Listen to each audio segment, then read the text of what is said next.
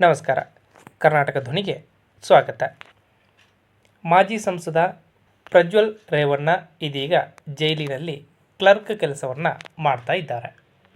ಮನೆ ಕೆಲಸದ ಮಹಿಳೆಯ ಮೇಲೆ ಅತ್ಯಾಚಾರ ಎಸಗಿದ ಪ್ರಕರಣದಲ್ಲಿ ಜೀವಾವಧಿ ಶಿಕ್ಷೆಗೆ ಗುರಿಯಾಗಿರುವಂತಹ ಪರಪ್ಪನ ಅಗ್ರಹಾರ ಕೇಂದ್ರ ಕಾರಾಗೃಹದಲ್ಲಿ ಇರುವ ಹಾಸನ ಲೋಕಸಭಾ ಕ್ಷೇತ್ರದ ಮಾಜಿ ಸಂಸದ ಪ್ರಜ್ವಲ್ ರೇವಣ್ಣ ಅವರಿಗೆ ಜೈಲಿನ ಅಧಿಕಾರಿಗಳು ಕೆಲಸವನ್ನು ಹಂಚಿಕೆ ಮಾಡಿದ್ದಾರೆ. ಕಾರಾಗೃಹದಲ್ಲಿರುವಂತಹ ಗ್ರಂಥಾಲಯದಲ್ಲಿ ಆತನಿಗೆ ಕ್ಲರ್ಕ್ ಕೆಲಸವನ್ನು ನೀಡಲಾಗಿರುವಂಥದ್ದು.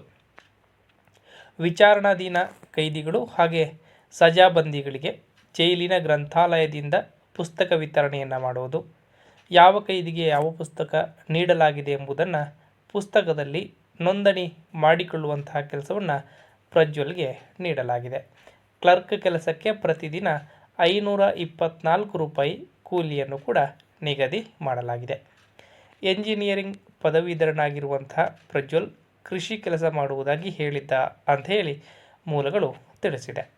ನೋಂದಣಿ ಮಾಡಿಕೊಂಡು ಕೆಲಸ ಮಾಡಿದ ದಿನದಂದು ಕೂಲಿ ಬರಲಿಕ್ಕೆ ಆರಂಭ ಆಗುತ್ತೆ. ನ್ಯಾಯಾಲಯಕ್ಕೆ ಹಾಜರಾಗಬೇಕಾದಂತಹ ಸಂದರ್ಭದಲ್ಲಿ ಆ ದಿನದಲ್ಲಿ ಹಣವನ್ನು ನೀಡಲಾಗುವುದಿಲ್ಲ ಎಂದು ಜೈಲಿನ ಮೂಲಗಳು ತಿಳಿಸಿದೆ. ರಾಜ್ಯದ ಕಾರಾಗೃಹಗಳಲ್ಲಿ ಕೌಶಲರಹಿತ ಕೈದಿಗಳಿಗೆ ದಿನಕ್ಕೆ 524 ರೂಪಾಯಿ ಸಂಬಳವನ್ನು ನಿಗದಿ ಮಾಡಲಾಗಿರುವಂಥದ್ದು.